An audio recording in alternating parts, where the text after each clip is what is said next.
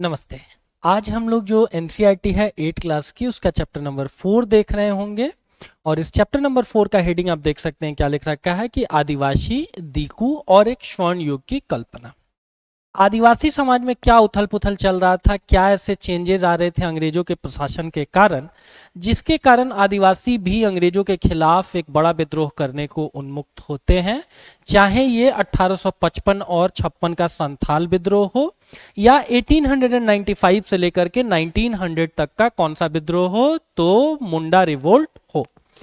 दीकू शब्द यहां पर हेडिंग में लिख रखा गया है। दीकू शब्द आदिवासियों के द्वारा प्रयोग में लाया जाता था आउटसाइडर्स के लिए, बीट ब्रिटिश या बीट ऐसे इंडियंस जो उनका शोषण करते हो, जैसे धन्ना सेठ हो गए, महाजन हो गए, जो ऊंची सूद दरों के ऊपर इनको क्या करते थे, लोन्स वगैरह देते थे।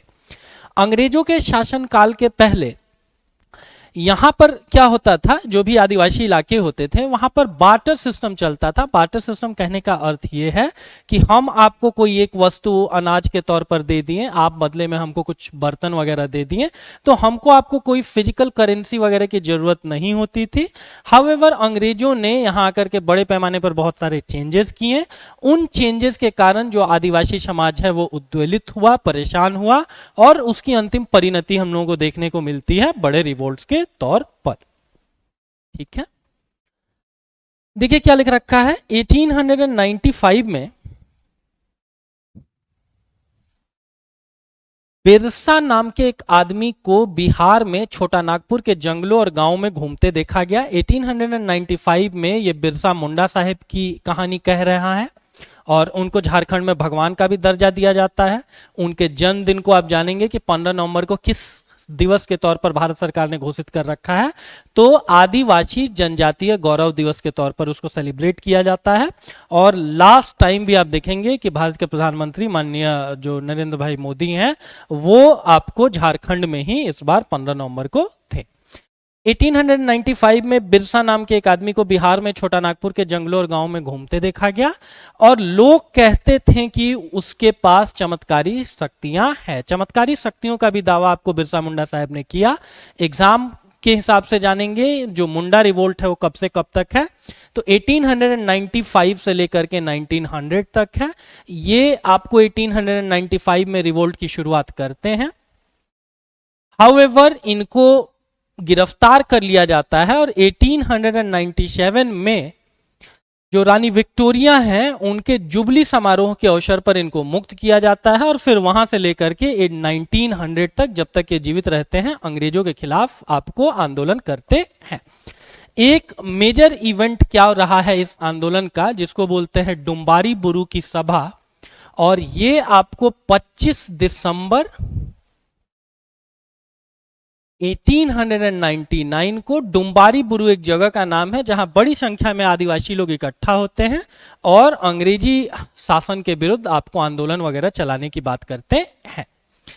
तो बिरसा ने खुद यह ऐलान कर दिया था कि उसे भगवान ने लोगों की रक्षा दीकुओं की गुलामी से आजाद करने के लिए भेजा है। यहां यह चीज हमेशा ध्यान में रखेंगे कि जो दीकू शब्द है ना, ये इंडिकेट करता है बाहरी लोगों को, और वो बाहरी लोग चाहे अंग्रेज हो सकते हैं या वैसे भारतीय हो सकते हैं जो अन्य इलाकों से आकर के आदिवासी इलाकों में बसे और ऊंचे दरों पर उन्होंने ब्याज वगैरह प्रोवाइड करवाया, सूद प्रोवाइड करवाया, और उस लोन की रिकवरी के तौर पर या तो ये उनकी महिलाओं का आपको शारीरिक शोषण करते थे, उनके जमीन की ऑक्शनिंग वगैरह कर देते थे, और या फिर और क्या किया जाता था, तो उनके जो माल गोरू होते थे, जो जानवर होते थे, उनको भी उठवा लिया जाता था।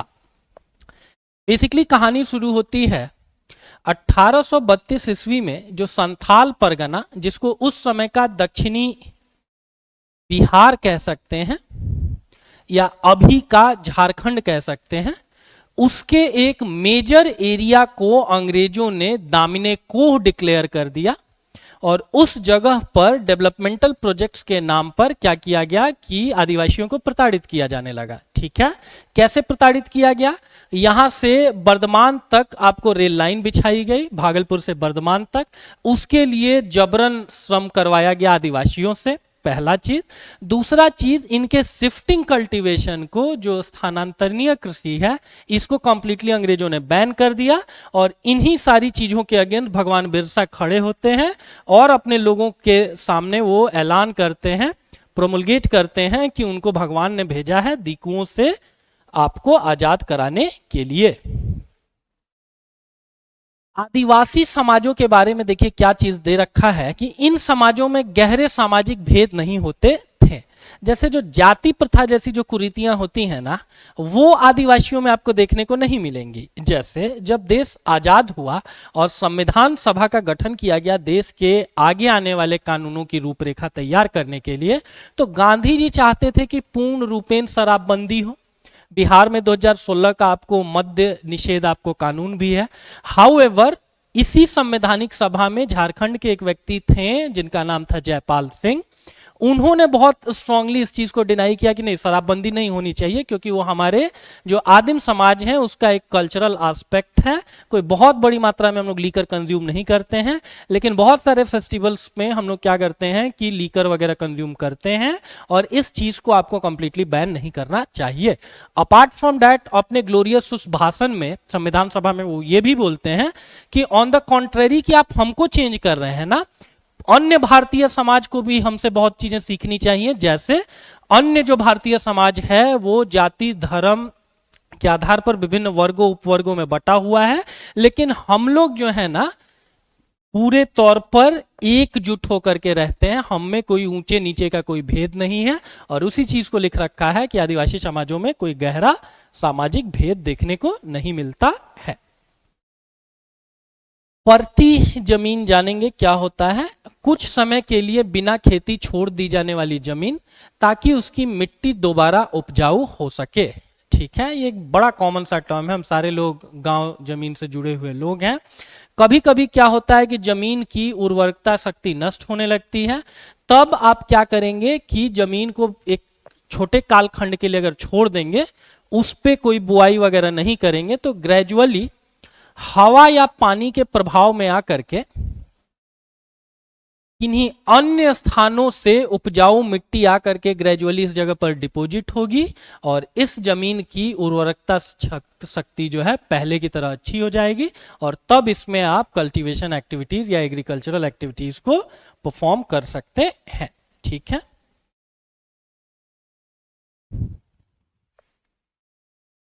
उसके अगले में देखेंगे। हाँ, ये चीज मार्क करेंगे कि कुछ लोग झूम खेती करते थे आदिवासियों में से, और कुछ लोग क्या करते थे तो शिकारी और संग्राहक थे। झूम खेती कहने का मतलब कि प्राचीन समय में आपको जंगल बहुत ज्यादा थे, जनसंख्या बहुत कम थी। ठीक है, कोई ऐसा जमीन के लिए इतनी हाई तौबा नहीं मची हुई थी, रियल एस्टेट का कोई इतना वेल थ्राइव बिजनेस नहीं था। तो उस समय क्या किया जाता था ना कि लोग एक जगह को पहले साफ करके तैयार करते थे, जंगल वंगल वहां के हटा लिए गए, और फिर वहां पर खेती बाड़ी शुरू करते थे। With the passage of time क्या होता था, उस जगह की उर्वरकता शक्ति नष्ट हो जाती थी, तभी ये परती भूमि का कॉन्सेप्ट डेवलप किया गया। और जब उस जमीन से आप 4, 5, 6 फसलें ले पाए, अब आपको लग रहा है कि अब जमीन में बहुत ज्यादा आपको उर्वरकता नहीं बची है, तो आप ग्रेजुअली उस जमीन को छोड़ करके दूसरी जमीन के तरफ मूव ऑन कर जाएंगे। ये आदिम समाज ने एंशिएंट टाइम से बना रखा था, और इस एक ट्रेडिशन को अंग्रेजों ने चेंज करने का प्रयास किया। And this is the exact reason कि आपको क्या किया गया है, अंग्रेजों के खिलाफ आदिवासी समाज ने प्रोटेस्ट वगैरह किया है। यहाँ एक चीज ये भी ध्यान में रखेंगे कि अपकमिंग जो जेपीएससी एग्जाम है उसके हिसाब से ये चैप्टर बहुत इंपॉर्टेंट है, इसीलिए इस चैप्टर को थोड़ा ध्यान से पढ़ेंगे। अगले में देखिए क्या लिख रखा है। मध्य भारत के बैगा औरों के लिए काम करने से कतराते थे, और जो बैगा लोग थे वो खुद को जंगल की संतान मानते थे, जो केवल जंगल की उपज पर ही जिंदा रह सकते हैं। ठीक है, आपसे पूछेगा बैगा ट्राइब कहाँ की है, तो मध्य भारत की है, और ये एक ऐसी ट्राइब है जो अपने को जंगल की संतान मानती है। दैट्स द एग्जैक्ट रीजन कि ये दूसरे किसी आपको आर्थिक गतिविधियों में संलिप्त नहीं होना चाहते हैं, ये लोग कृषि कार्यों में ही आपको संलिप्त रहना चाहते हैं। यहाँ पर एक मैप बना रखा गया है कि इंडिया में कौन सी ट्राइब कहाँ पर पाई जाती है। देखेंगे यहाँ मध्य भारत में भील गोंड वगैरह आपको दिख जाएंगे, नीचे नीलगिरी जाएंगे तो टोडा वगैरह दिख जाएंगे। यहाँ पर चूंकि एक चीजें उतनी विजिबल नहीं है तो इसको आप लोग अपने से एक बार एटलस में सारी जगहों को मार्क कर लेंगे। उसके अतिरिक्त इस चैप्टर में बस आपको फैक्चुअल कुछ कुछ ट्राइब्स के बारे में जानना है। एग्जाम में पूछ दिया जाता है ये ट्राइब कहाँ पाई जाती है, वो ट्राइब कहाँ पाई जाती है। तो पंजाब के पहाड़ों में रहने वाले वन गुज्जर, इसका मतलब वन गुज्जर कम्युनिटी कहाँ पाई जाती है, पंजाब में। आंध्र प्रदेश में क्या पाई जाती है, लबाड़िया पाई जाती है। ये लोग क्या करते हैं, गाय भैंस के झुंड पालते हैं। अभी हम लोगों ने देखा कि आदिम समाजों में से कुछ लोग क्या करते थे, कृषि कार्यों में संलिप्त थे, और वो कृषि कार्य भी किस तरीके का होता था, तो झूम खेती होता था, झूमिंग कल्टीवेशन होता था। और कुछ लोग क्या करते थे कि आपको गाय भैंस भी पालते थे, जैसे पंजाब के वन गुज्जर और आंध्र प्रदेश के लबाड़िया। ठीक वैसे ही कुल्लू मनाली हिमाचल का जो गद्दी समुदाय है वे लोग गडेरिये थे और कश्मीर के बकरवाल बकरियां पालते थे। कश्मीर के बकरवालों का नाम भी इसीलिए बकरवाल है बिकॉज ये लोग बकरियां पालते थे, और धीरे धीरे अन्य दूसरे समुदायों ने इनका नाम बकरवाल रख दिया।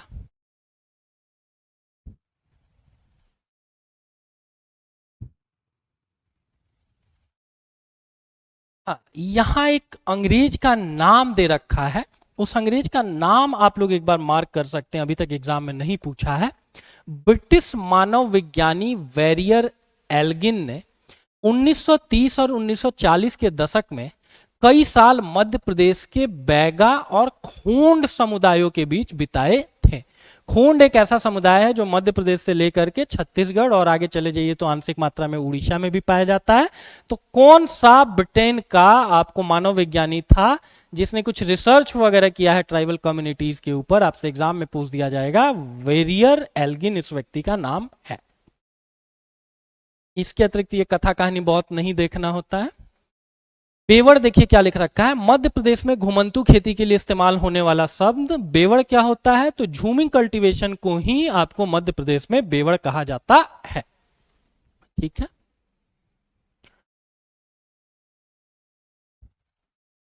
इसके अतिरिक्त पूर्वोत्तर भारत में अगर आप चले जाएंगे, आप नॉर्थ ईस्ट में चले जाएंगे तो वहां एक ट्राइब पाई जाती है निशी आदिवासी, और ये लोग क्या करते हैं कि लट्ठों से बने हुए घर में आपको रहते हैं। ठीक है, यहाँ पर इमेज बहुत क्लियर नहीं है लेकिन यहाँ एक चीज ध्यान रखेंगे, निशी आदिवासी मतलब कहाँ, पूर्वोत्तर इंडिया, और लट्ठ के बने हुए घरों में ये लोग रहते थे। ठीक वैसे ही भील ट्राइब कहाँ पर पाई जाती है, तो गुजरात में पाई जाती है। ठीक है, गुजरात के अतिरिक्त ये लोग मध्य प्रदेश और एक ठीक ठाक मात्रा में आपको राजस्थान में भी पाए जाते हैं, हालांकि इनकी एक बड़ी मात्रा आपको गुजरात से ही संबंधित है। उसके अगले में देखेंगे क्या लिख रखा है, अंग्रेजों ने क्या किया ना कि सारे जंगलों पर अपना नियंत्रण स्थापित कर लिया। अब जो आदिवासी लोग थे वो वन उपज के लिए छोटा छोटा जैसे लकड़ी हो गया, कंदमूल हो गया, फल हो गया, इनके लिए जंगलों का स्वच्छंद उपयोग करते थे। हाउएवर अंग्रेजों ने क्या किया, जंगलों पर अपना नियंत्रण स्थापित कर दिया और जंगलों को राज्य की संपत्ति घोषित कर दिया। इसके कारण क्या हुआ, अब आप क्या कर सकते हैं कि जंगलों की तरफ जा नहीं सकते हैं क्योंकि अंग्रेज वहां पे आपको पकड़ लेंगे, और या फिर आपसे मनमाना क्या किया जाएगा, जुर्माना वसूला जाएगा अगर आपको उन सारी चीजों को यूज करना है तो। कुछ जंगलों को आरक्षित वन भी घोषित कर दिया गया। ये ऐसे जंगल थे जहां अंग्रेजों की जरूरतों के लिए इमारती लकड़ी पैदा होती थी। कुछ जंगलों को रिजर्व कर दिया गया जो और ज्यादा इंपॉर्टेंट और ज्यादा प्रीशियस थे अंग्रेजों के लिए, और फिर इन जंगलों में लोगों को स्वतंत्र रूप से घूमने, झूम खेती करने, फल इकट्ठा करने या पशुओं का शिकार करने की इजाजत नहीं थी। और ऐसी सूरत में जो झूम काश्तकार थे किस तरह जिंदा रह सकते थे। पिछले हजारों सालों से मेरे पूर्वज इसी एक पैटर्न पर रहते आए हैं, एंड देन सडनली 6000 मील दूर से कोई एक यूरोपीय आकर के हमको बताएगा कि आज से ये चीजें गलत है, आज से इन चीजों को हम एंडोर्स नहीं करेंगे, तो ऑब्वियस सी बात है समाज के अंदर अनरेस्ट फैलेगा। और उसी अनरेस्ट का दो एक एग्जाम्पल आपको बताएं, 1855-56 का संथाल विद्रोह हो गया, या मुंडा विद्रोह 1895 से लेकर के आपको 1900 तक। ठीक है, कुछ मूवमेंट्स का नाम दे रखा है अंग्रेजों के खिलाफ, इन मूवमेंट्स का ईयर आप लोगों को पता होना चाहिए। देखिए 1906 में हुआ है सोंग्रम संगमा द्वारा असम में आदिवासियों का एक मूवमेंट। 1930 के दशक में हुआ है मध्य प्रांत में वन सत्याग्रह। ठीक है, तो इन दोनों मूवमेंट को आपको याद रखना है, एनसीईआरटी में दे रखा है। यूं तो आदिवासियों ने अंग्रेजों के खिलाफ छोटे स्तर पर हजारों छोटे मोटे आंदोलन संचालित किए होंगे, बट आपको कम से कम वो आपको आंदोलन याद रखने हैं जो एनसीईआरटी में दे रखा गया है। ठीक एक और लाइन यहां पर दे रखा है कि झारखंड में आपको हजारीबाग है के आसपास रहने वाले जो संथाल लोग थे ना, संथाल ट्राइब आपको कहां पाई जाती है, झारखंड में पाई जाती है। संथाल मूवमेंट आप लोगों ने सुन रखा होगा, जिसमें सिद्धू कान्हू, चांद भैरव और उनकी दो बहनों फूलो और झानो के नेतृत्व में संथालों ने रिवोल्ट किया और अंतोगत्वा जो सिद्धू कान्हू हैं उनको मार डाला गया। तो ये लोग क्या करते थे, संथाल लोग रेशम के कीड़े पालते थे। रेशम के जो व्यापारी थे अपने एजेंटों को भेजकर आदिवासियों को कर्जे देते थे और उनके कृमि कोषों को इकट्ठा कर लेते थे और बाद में इनको कहां भेज दिया जाता था, तो बर्धमान या गया भेज दिया जाता था। और पूरे इस कहानी में यही लिख रखा है कि बिचौलियों को तो जमकर मुनाफा होता था, हाउएवर ट्राइब्स को औने पौने दाम पर उनसे चीजें खरीद ली जाती थी। तो आपकी वस्तु का अगर आपको वाजिब मूल्य नहीं मिलेगा तो आपके अंदर एक अनरेस्ट की भावना उत्पन्न होगी और उसकी अंतिम परिणति किसी बड़े मूवमेंट के तौर पर भी हो सकती है। यहां देखिए क्या लिख रखा है, असम के चाय बागानों और झारखंड की कोयला खदानों में काम करने के लिए आदिवासियों को बड़ी संख्या में भर्ती किया गया।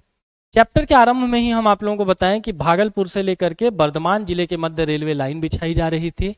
इसके अतिरिक्त अंग्रेजों को अपना जो ब्रिटिश उपनिवेशवाद था उसको फलने फूलने के लिए भारतीय श्रमिकों की आवश्यकता थी। उनको भारत और भारत के बाहर भी आपको काम में लगाया गया। ऐसे काम जो बाई नेचर खतरनाक थे, डेट्रीमेंटल थे, उसके लिए एम्पल पेमेंट भी नहीं किया गया और फिर भी भारतीयों को इन सारे कामों में लगाए रखा गया। तो वही दे रखा है कि असम के चाय बागान और झारखंड की कोयला खदानों में काम करने के लिए आदिवासियों को बड़ी संख्या में भर्ती किया गया। इवन आप लोगों ने अगर गैंग्स ऑफ वसेपुर मूवी देखी होगी तो उसमें कोयला खदान से ही कहानी शुरू होती है, अंग्रेजों के शासनकाल के समय से ही कहानी शुरू होती है और उसमें भी दिखाया गया है कि लोगों से जबरन उन खदानों में काम करवाया जाता था। इसके अतिरिक्त जानेंगे 1831-32 का कोल आदिवासियों का विद्रोह है। एग्जाम में बार बार पूछा हुआ है कोल रिवोल्ट कब का है, तो 1831-32 का है। 1855-56 का संथालों का विद्रोह है, उसको जानेंगे। बस्तर का विद्रोह है जो कि आपको मध्य भारत में आता है 1910 में, और 1940 में महाराष्ट्र में वर्ली विद्रोह है। ठीक है, तो ये चारों विद्रोह कम से कम आपको इनका ईयर याद होना चाहिए। खास तौर से कोल विद्रोह जो है और संथाल विद्रोह है वो तो यूपीएससी और पीसीएस एग्जाम ने कई बार पूछ रखा है। और बाकी ये दोनों जो नए हैं लेकिन चूंकि एनसीईआरटी में दे रखा है तो इट्स अ हम्बल रिक्वेस्ट कि अगर आप याद रखेंगे ना, तो अगर किसी एग्जाम में ये सारे वियर्ड क्वेश्चन भी पूछ दिए गए तो दूसरे कैंडिडेट्स के ऊपर आपको 1-2 मार्क्स का ये एज हो रहा होगा। आते हैं फिर से जहां से कहानी शुरू हुई थी, बिरसा मुंडा साहेब से। पहला चीज तो एक किताब का नाम लिख रखा है, Birsa Munda and his movement. किन्होंने लिखा है? के.एस. सिंह ने लिखा है। बहुत इंपॉर्टेंट नहीं है बट एक बार मार्क करके रख लेंगे। ये हाईलाइटेड वाला जो पीडीएफ है ये हमारे टेलीग्राम ग्रुप में आपको मिल जाएगा, वहां से आप इसको डाउनलोड कर सकते हैं। बिरसा मुंडा का जन्म कब हुआ है? 1870 के दशक में हुआ है, इस चीज को मार्क करेंगे। और शुरू में ये क्या करते थे ना कि स्थानीय मिशनरी स्कूल में ये जाते थे जहां उनको मिशनरियों के उपदेश सुनने का भी मौका मिला। जो ईसाइयों की मिशनरियां थी झारखंड जैसे ट्राइबल एरियाज में क्या करती थी कि हिंदुओं के या आदिवासियों के देवी देवताओं की आपको बुराई करती थी। ठीक है, जैसे सिंगा बोंगा हो गए ऐसे देवता, या धर्मेश देवता हो गए उराओं के, इनकी बुराई करती थी। और बात बात पे इस चीज पे आपको एग्री करवाया जाता था, आपको अपमानित किया जाता था कि जीसस क्राइस्ट के अतिरिक्त आपको दुनिया में ईश्वर का कोई पुत्र नहीं है। ठीक है, वहीं सदगुरु जैसे सेंट्स का बहुत अच्छा वीडियो इस पे आ रखा है, आप देखेंगे। वो एक बहुत ब्यूटीफुल लाइन बोलते हैं कि बाकी जगहों पे तो ईश्वर के पुत्र आए हैं लेकिन भारत भूमि एक ऐसी जगह रही हुई है जहां स्वयं ईश्वर ने बार बार अवतार लिया है। तो बहरहाल वहां पर क्या किया जाता था कि स्थानीय देवी देवताओं के नाम पर आपको बेइज्जत किया जाता था। और ये भी एक रीजन है ना 1857 के ग्रेट रिवोल्ट का, क्योंकि ऐसी आपको कारतूसें दी गई थी इस्तेमाल में लाने के लिए, जिसके बारे में अफवाह फैल गई कि उसमें गाय और सुअर दोनों की चर्बी मिली हुई है, जो प्रोहिबिटेड है हिंदुओं के लिए भी, गाय और सुअर मुसलमानों के लिए। बाद में बिरसा ने एक जाने माने वैष्णव धर्म प्रचारक के साथ भी कुछ समय बिताया। ये एग्जाम में पूछ दिया जाता है इन व्यक्ति का क्या नाम था, या बिरसा मुंडा साहेब के गुरु कौन थे, तो उनका नाम था आनंद पांडे। जिस वैष्णव धर्म के प्रचारक का नाम दे रखा है, और ये भी ध्यान में रखेंगे कि अपकमिंग बीपीएससी में, अपकमिंग जेपीएससी के लिए ये चैप्टर बहुत इंपॉर्टेंट है। वैष्णव धर्म कि इन्होंने जब दीक्षा मिली तो इन्होंने जनेऊ धारण करना शुरू किया और शुद्धता और दया पर जोर देने लगे। मुंडाओं से आह्वान किया कि वे शराब पीना छोड़ दें, गांव को साफ रखें, डायन व जादू टोने में विश्वास न करें। बिरसा ने मिशनरियों और हिंदू जमींदारों का भी लगातार विरोध किया। वह उन्हें बाहर का मानते थे जो मुंडा जीवन शैली को नष्ट कर रहे हैं। ठीक है, दीकू शब्द हम लोगों ने देखा, दीकू मतलब बाहरी, बीट अंग्रेज और बीट इंडियन। जो भी मुंडाओं की संस्कृति को या आदिवासी संस्कृति को कलुषित करने का काम, दूषित करने का काम कर रहा है, वो बिरसा मुंडा के अकॉर्डिंग क्या था, दीकू था, जिसको बाहर निकालने की जरूरत है। इसके अतिरिक्त इस पैराग्राफ पे ध्यान देंगे तो आपको मिलेगा कि भगवान की उनको उपाधि इसलिए दी जाती है बिकॉज आदिवासी समाज के मध्य बहुत सारी सामाजिक कुरीतियों को भी उन्होंने दूर करने का प्रयास किया, जैसे कि शराब मत पीजिए आप, साफ सफाई सैनिटेशन का ध्यान रखें, और डायन और जादू टोने में आप यकीन ना करें। वैष्णव कौन लोग होते हैं? जो भगवान विष्णु की पूजा करते हैं, राइट। 1895 में बिरसा को गिरफ्तार किया गया और 2 साल की उनको सजा सुनाई गई। पहली बार इनको कब गिरफ्तार किया गया? 1895 में, इसको मार्क करेंगे। और 2 साल की इनको क्या की गई? सजा सुनाई गई। ठीक है, 1897 में इनको जेल से जब छोड़ा गया तो बिरसा भगवान जो है वो समर्थन जुटाते हुए गांव गांव घूमने लगे। वे आह्वान कर रहे थे कि उनके नेतृत्व में साम्राज्य की स्थापना के लिए रावणों, दीकू और यूरोपियों को तबाह कर दें। देखिए, रावण शब्द एविल पावर्स के लिए इस्तेमाल में लाया गया है, जो हिंदू संस्कृति में भी इस्तेमाल में लाया जाता है। And this is the exact reason कि इनका नाम पूरे देश के हिंदू समाज में भी बहुत आदर से लिया जाता है।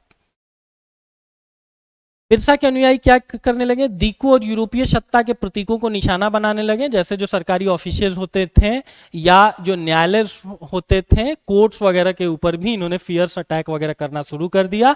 शुरू में ये लोग दीकुओं के अगेंस्ट क्या करते थे कि यूरोपीय कोर्टों की शरण लेने का इन्होंने प्रयास किया, लेकिन वहां पे भी रिश्वत चलता था, वहां भी बड़े अमीर लोगों का ही बोलबाला था।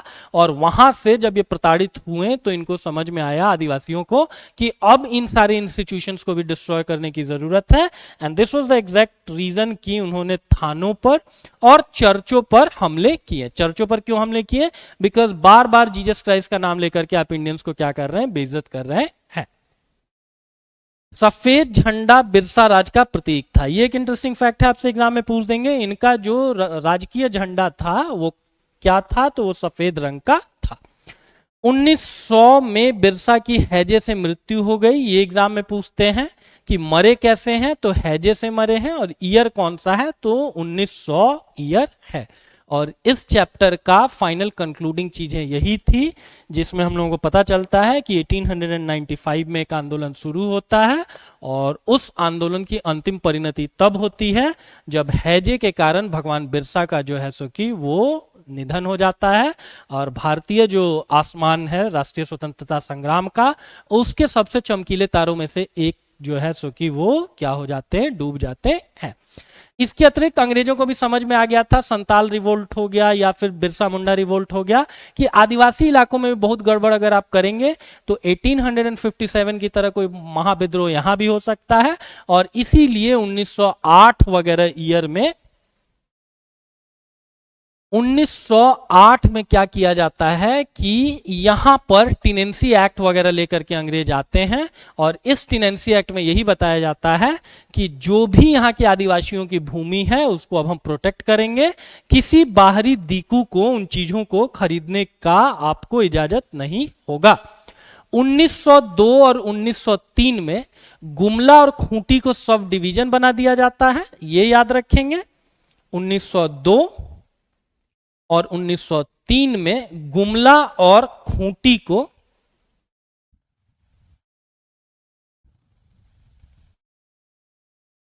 सब डिवीजन बना दिया जाता है और 1908 में छोटा नागपुर टेनेंसी एक्ट लाया जाता है। ठीक है, छोटा नागपुर टेनेंसी एक्ट लाया जाता है और इस टेनेंसी एक्ट में यही बताया जाता है कि जो भी ट्राइबल लैंड्स होगा उसका क्रय विक्रय एक आदिवासी आदमी को ही किया जा सकता है, दीकुओं को उस जमीन को खरीदने बेचने की इजाजत नहीं होगी। ये वाला चैप्टर फिर से हम आपको बोल रहे हैं कि अपकमिंग 17th को जो जेपीएससी का एग्जाम है उसके लिए इंपॉर्टेंट हो सकता है, इसको एक बार देख करके जाएंगे और आप लोग कमेंट में हमको एक क्वेश्चन का जवाब दे सकते हैं कि जो बिरसा मुंडा है उनका जन्म किस गांव में हुआ था, राइट। तो इसका आंसर आप लोग हमको कमेंट में देंगे और ये जो पीडीएफ है ना, ये आपको हमारे टेलीग्राम के चैनल पर मिल जाएगा। Thank you.